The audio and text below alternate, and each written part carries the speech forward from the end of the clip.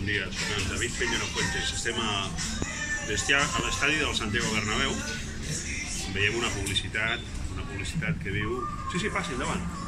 Si estigués a casa. Veiem que diu aquí 13 veces campeón de Copa d'Europa. Doncs hem de fer un matís. La Copa d'Europa, aquesta ja és la Champions. Champions. Són 7 Champions i 6 Copes d'Europa.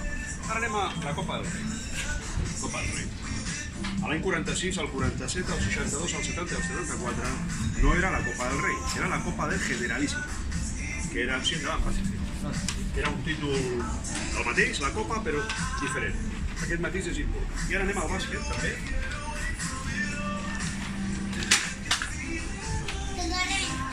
Aquests dos títols són d'Eurolliga, no són Copa d'Europa.